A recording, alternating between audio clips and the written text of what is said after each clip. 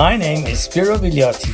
Join us as we unpick the threads of our creative fashion community, always remembering our values of nurturing, being commercially savvy and extraordinary. It's a crazy place filled with fun, passion, dedication, and so much laughter, which we love.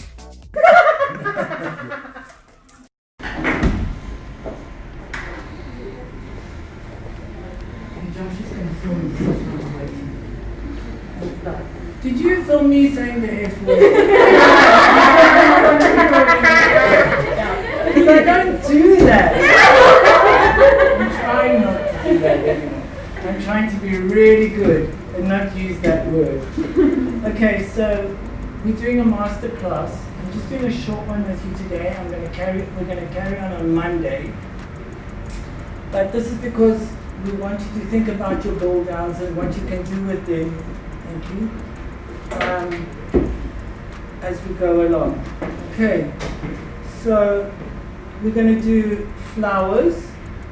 We're going to do, it's called the fichu in French, or a cascading piece of fabric that falls. You know, you all draw this kind of thing. I'll try and draw it here so that you can see it, and I tend to draw it upside down at a distance, so it looks like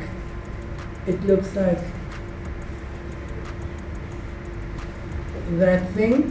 Oh. That's called like a waterfall, a fichu. You can have it on your side of your dress or whatever. You see what 35 years of experience does. You can draw upside down. Yeah, you can draw upside down. Yeah. So how do you think this pattern looks? If you had to see this thing, what do you think this pattern looks like?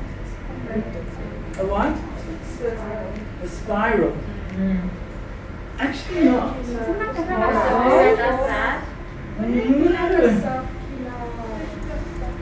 Okay, I'm going to cut out the triangle. Triangle. So usually when we do this, you can do it using chiffon or a soft satin like this is. You just cut here.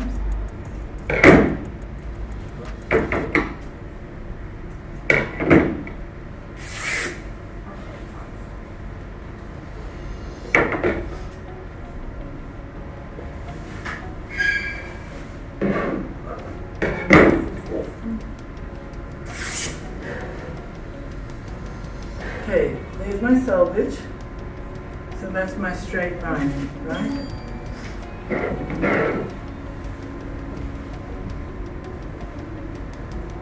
And there's my 90 degrees, right?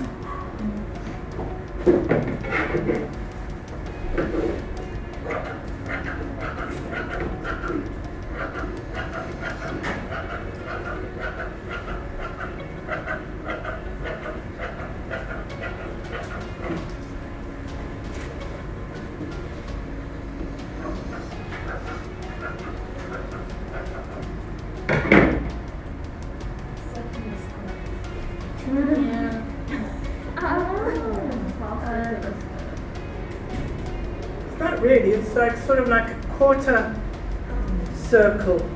Mm-hmm. So if you have to look at it, there's the circle. Hold that in. So if you have to look at it, that would be your circular skirt. Mm-hmm. And I've just extended this. Then you just gather this up. And then obviously it doesn't look as pretty on me as it would on. There's where the train is on our wall. What about it? It looks like birds.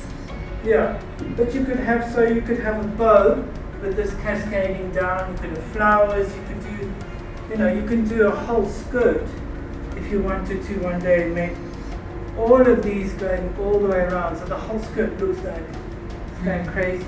But you see how easy it is. Yeah. All it is, right? That's one idea. Another thing that you can do is to burn edges, but you need to get this verified by us if you're going to be doing this. Okay, so this is like an organza, and you just quickly run. Oops. Too close. too close. But you quickly run it along the outer edge if you wanted to, so that you don't have to hem it. Now, it's not an option to use as a finish in a garment. This is just when you want a very delicate sort of edge on the end of a flower. So I made this pattern. See that? All it is, I folded the fabric in the paper in half, and then I just did this. Then I marked like to get the grain, which is the grain, but then I put it on the cross. So flowers and bows always need to be on the cross. When you're selling a product, you want it to have a luxurious feeling and approach. When you cut something on the straight, like a bow or a flower, it doesn't get that roundness and that richness. It goes like, makes like corners and funny edgings. But when I see a bow where they cut out a square, this is my worst bow. You cut out 2 squares, you stuff it with wadding, and then you gather it on the middle, so it looks like a little cushion on your bum. That is ugly. That is ugly. We do not do that. So all bows and all of this. So this is cut. If you can see the grain here. Can you kind of see it? I can. Can you? Can you see it's all 100% on the cross, and it's got to be 100% on the cross. So then this is a jacket I'm making, which the whole jacket is flowers.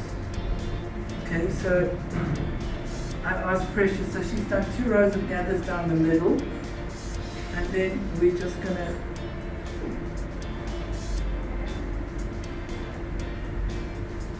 stitch them so that they make these kind of like untidy kind of flowers, and then we're going to bunch it all together. So you could do this sort of thing, like a whole bunch of flowers. So you're going around the shoulders if you wanted to, around the top of your skirt if you want to, scattered on your skirt if you want, the whole hem of your skirt, the whole of your skirt. So these are really good, this is a really good class for you, because these little tips, I mean, you can just do 3 flowers on the shoulder if you wanted to. You can mix colors, so you could do one with black and white mix, or different shades of pink. So it's up to you to elaborate on this. So my flowers on that jacket are all going to be black. You'll be seeing it. We are going to be making it. I have not burnt the edges on mine. You see, this is what happens when you don't burn them, because I had to quickly make them up. So what we're going to do is we're going to take them apart again, and she'll regather them, because it's not only you that end up unpicking every 5 minutes, it's also us. So she's still going to burn them first, then she's going to do 2 rows of gathering to get that, and then once she's done that, she's going to sew it. Okay, and she's sew them so that they look, I'm going to arrange it so it's sewn so that they look quite pretty. So these are much freer, more delicate flowers using an organza, which this is, which really holds its shape. So you can use any fabric. If you're clumsy, and suddenly you start a hole. And then, Mama! Okay. Don't burn the house down. Okay, so this is another kind of flower that I'm going to show you. So you get your paper, you fold it like this. You fold, those are my fabric scissors. Paper scissors. You fold it again, right? So it's folded 4 times, right? Can you see? Then I take this and I cut it. So I end up with a shape like that. Now, I want to cut it on the bias. Where's the bias? So the bias would go through that. Okay, so these petals need to be cut on the bias. so that the flower looks good.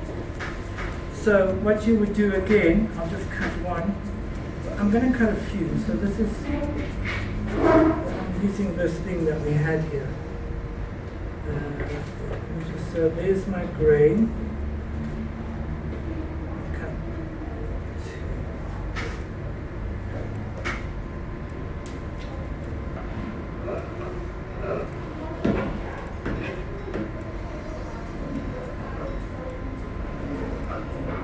So that's two of them cut on the bias. And I've got, I would fold it over, I don't know if you girls can see there. I'd fold it over in half. Okay, make sure your fabric is also pressed. Mine isn't pressed because I'm just doing this quickly, and you must use the right color thread. I'm using black, which is not good. So I hope you don't do this.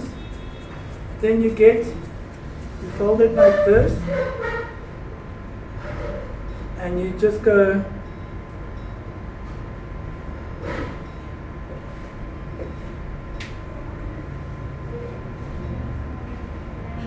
okay, so you just go in like that around, right? Like that, you see?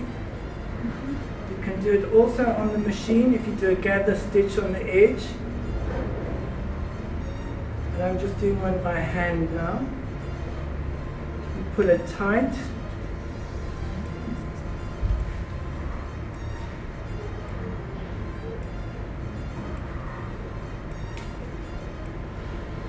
And you end up with a little petal, right? So then, I want to make a little bud. So I can twist this around, and I've got a little rosebud.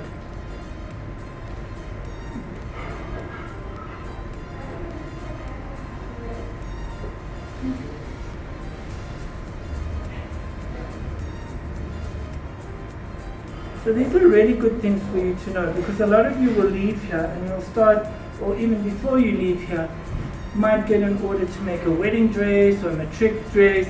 And these are nice little things that give it nice style and add money. So there's a little rosebud, but I'm going to make the next one again.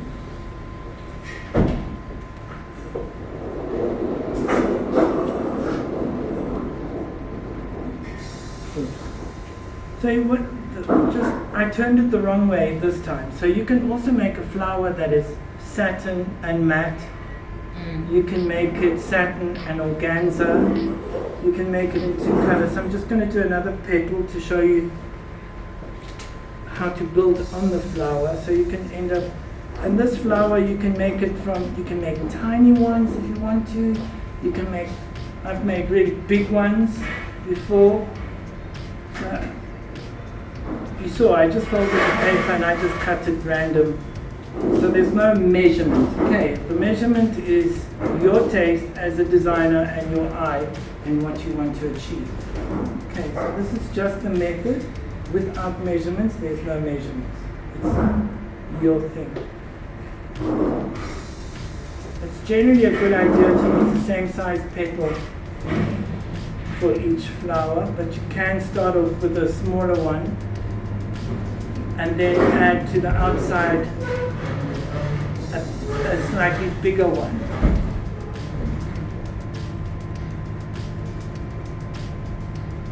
But then I would grade this up so that it stays, that it has the same shape. So when I say grade it up, so maybe I'd make this an inch or bigger, or 1 centimeter bigger, and then I'd have that one, and then I'd have the next one, and then I'd have the next one, and it would grow, or I could go smaller. Okay, so there's the next petal. Make sure you secure it nicely if you're doing it by hand, because sometimes if you don't, they come apart. So that's that one. And then I'll put it onto here,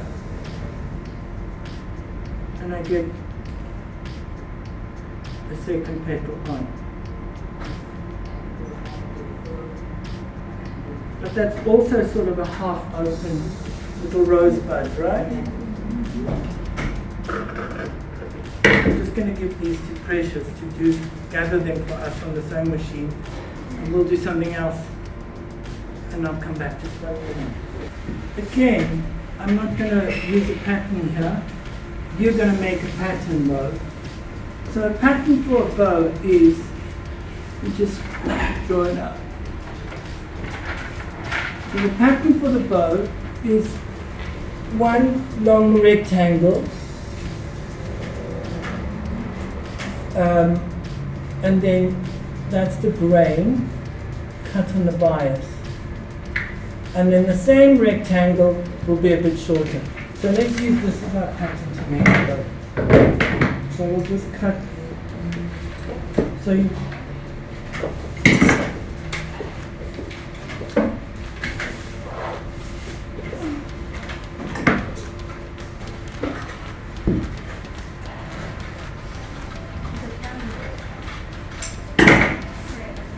that's the rectangle.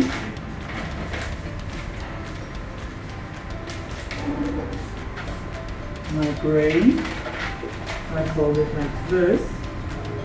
It will give me my grain. There's my grain, right? My bias grain, correct? That we always cut these things on the bias. You cut this on the straight, it will look awful. Okay. And why do we cut it on the bias? So that it can stretch and roll. And we're also going to hit it with the iron and flatten the bow so it looks like a steamroller went over it. We want the bow to be alive. Okay, we want it to look rich. So that gets folded over, and then it gets folded over again. So we're going to end up with a bow that looks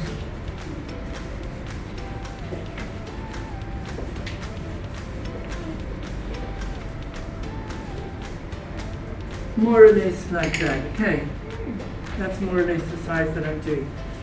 So I'll take my fabric.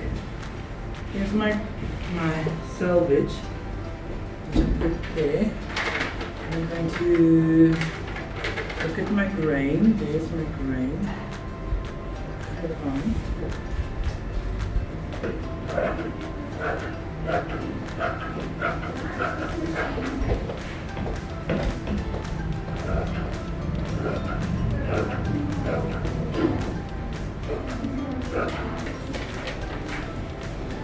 Okay, so what I would get my ladies to do is they would stitch down this side. They would stitch all along that end, and then we would turn it around. So that's the roll I'm talking about. Can you see that nice roll? It looks nice, huh? Let me show you what it looks like if it's on the straight.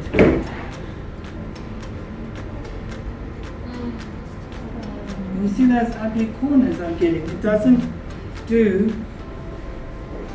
what that is doing. Look how nice that looks. Makes it look expensive, right? We want our clothes to look expensive so people can throw money at us. Right? That's the whole reason. Look how nice already. That's just because it's on the bias. So you see that nice rolled edge? I would never press this flat because I'll spoil it. Okay, so it looks like a beautiful rich bow, and that's what bows have to look like. Okay, now we're going to make the bottom part of the bow. So same pattern, and I want it slightly shorter. So I'm just going to fold this out. So in fact, I would actually have two pattern pieces. I'd have one this, and I'd have one like this. So that's the bottom of the bow. So I'm just going to cut now that part of the bow. And that I know is 100% on the bias because that line is bias, right? So this is not something that I want you to take hours to make. This is quick. Time is money. So there's your bottom bow. So then you'd fold the satin side in. It's quite a nice color, isn't it? Yes. What color is it? Champagne. Champagne. So then I would stitch it from here. I would stitch it from here and go like that. I would leave a gap and stitch it from there. Okay, so that I would then turn it through that center hole, and then I would have both ends. I would push it out so that it's really nice. I'll get them to do this bow just now. Once she's done the other, we'll go back to the flower, and then we'll see the finished bow. And then that also gets stitched. So that's the gap you leave. So that's the underneath, that's the top. Okay. You always put your seam facing down, and I usually put it at halfway on top of each other, right? And then I would gather that up, and then sort of, I'm going to get her to stitch it, then we're going to do the center bit, we'll turn it, we'll make it properly. Yes? Question, for the little gap that you leave in between the bottom, does it matter the distance? Or just as long as you can just turn it? Yeah, it's just enough room to turn it. Okay. So there's no hard and fast rules. So if you want less showing here, I think this is for me a bit too much showing. So I'm going to actually chop off a bit. So I like it a bit smaller, so then I would do an adjustment to my pattern and I'd make it a bit short. Okay. So I'm going to give this again to the girls to quickly stitch for me. See, look. So she's machined them and she's pulled them and gathered them up for me. So I like to pull them much tighter than that. There. And I'm going to stick the third petal.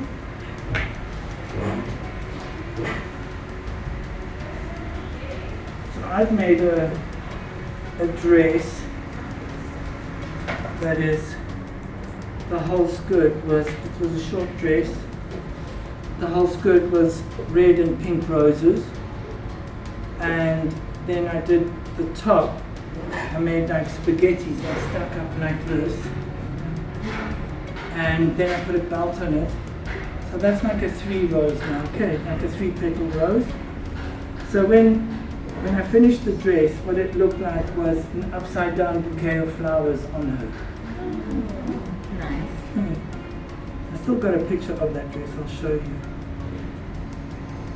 So then you just build up your rows. Usually I would sew it and add and sew. As I go along, I would add the petals. Then on the garments, would you hand stitch it on? Yeah, you hand stitch it onto the garment. You place it where you want it, but you're also going to make a little back for it so that it looks neat.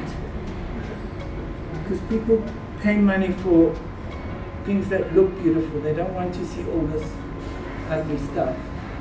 Okay, so now I'm not stitching it, I'm just pinning it to build up the rows so that you can see. So you see how to make 2 different kinds of flowers. So this is a flower with a rose that you can do in different sizes. And it's more like a cabbagey rose. You know those kind of roses?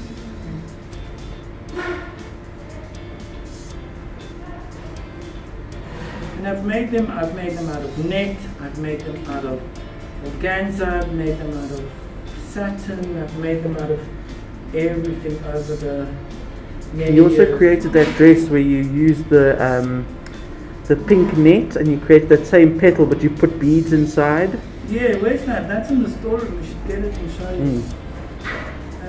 We'll get that dress quickly and show you. Where I folded it, but I stuck sequins in it. So before I folded it close, so before I did that, I took a handful of sequins and stuck them in. Then I closed it so they rattle around and they sparkle. So I'll pass this around for you to see. And I'll go get the dress and show you. Don't know if you've seen it. So it's very roughly put together.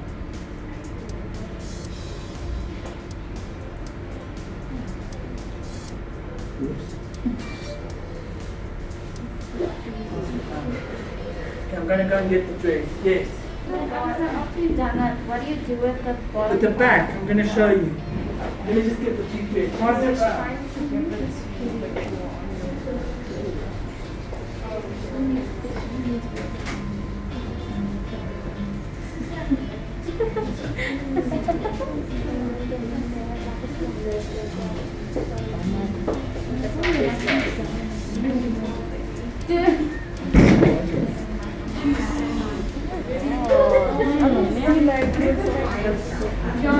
What is the fire foul? And it's on the floor. Something that we did.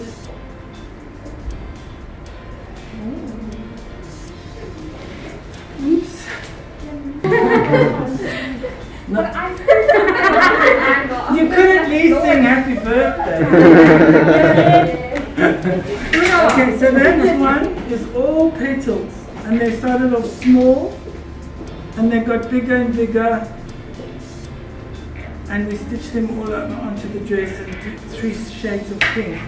So that was made out of like that.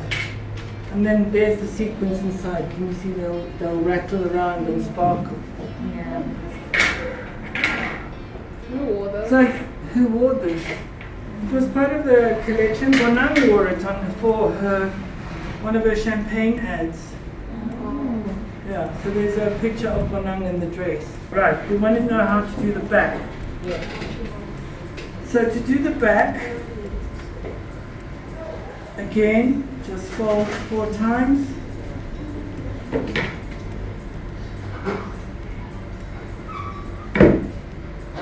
Right, cut a quarter circle, have a full circle. I think that one's a bit big. I'm going to cut it again.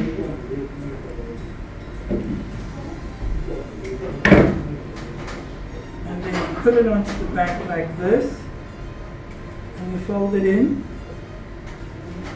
and you pin.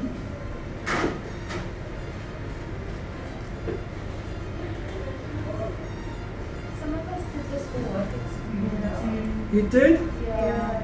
The yellow dress. The yellow dress, the yellow dress. I think it was for The pearl wall. Oh, yes, yes. So you know about all this. Sure, can Okay, this is very roughly. What? teach us. She can teach you.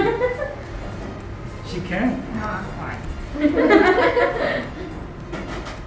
So the yellow dress, that pearl wall right on the show with all the big roses around here.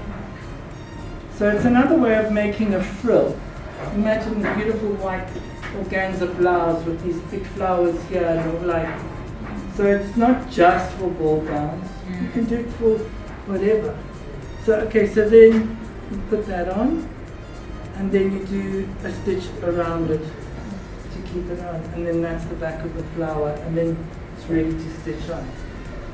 Right. Let's go check if the bow's ready. So there's the underneath one. There's the little hole. You don't even have to stitch it close. But I'm actually going to turn this side out to show you how to get these corners nice and thin. So after she stitched it on 1.5 as we do here. But you then cut that at an angle, but don't cut your stitching. And then you'll trim the bow around, all around to 1/4. Right, you don't need all of that fabric in. I'm not going to do this one all the way.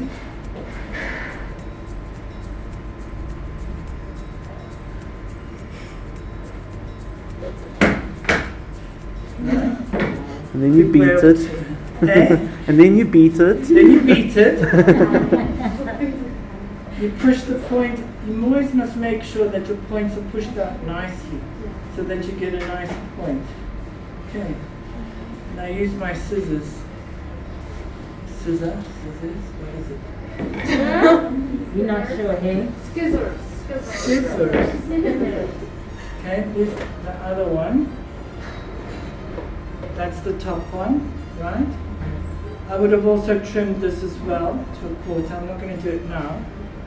I'm not even going to, if I do press this, I would put it on the ironing board with the steam, and I would float the iron about that much over it, but I would never flatten it, because again, we like that roll, like that round. Okay, so the whole bow has to look round. I would also, I've also got a broom that I've covered in fabric that I stick in here, and then I press that open sometimes. But I'm not going to do that now. So I say to you, the part with the seam on the bottom, the part with the seam on the bottom. So that's the bottom of our bow.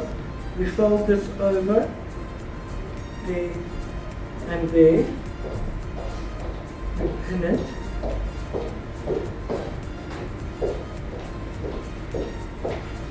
You can go to your sewing machine and stitch down the middle to secure it, to anchor it. Then put it 50-50 on top of that one. You can also put it fully on top.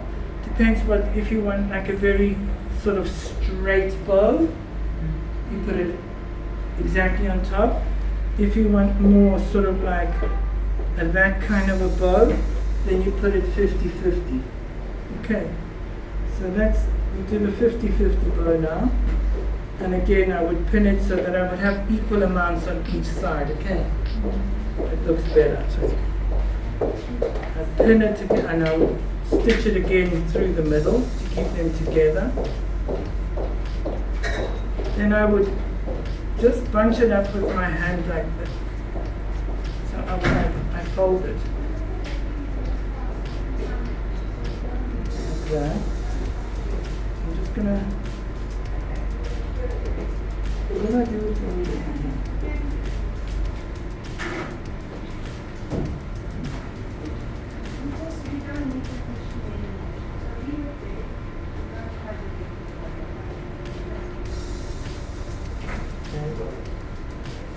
I'm just going to roughly stitch this, cheat stitch. That's cheating. You mustn't do that.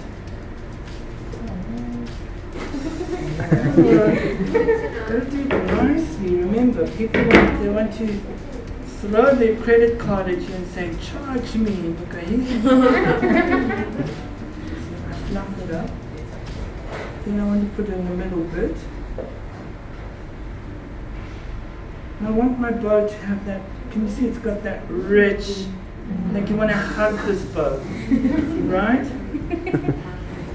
You want it to be like, ooh, that's a nice bow.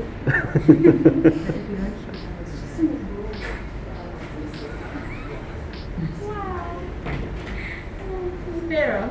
Yeah. So if we don't cheat, how would we do it then? You stitch it properly by hand. You make sure you sew it nicely. Okay. By hand, okay. So this bow can go wherever you want it. You can make a whole lot. So it goes right round and forms like an off the shoulder. You can put all the way around the bottom of your dress. You can just put one in one position. But there's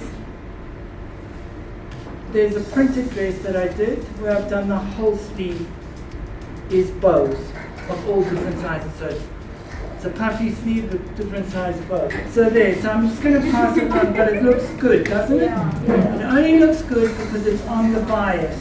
Yeah. The bias makes it look like that. Okay, so it looks like a puffy, pretty bow. But you could look at the bow too. Yes, Jenny. I'm going to go with Jen. Jen? Okay. Put it on nicely, Jen. Stop fighting her.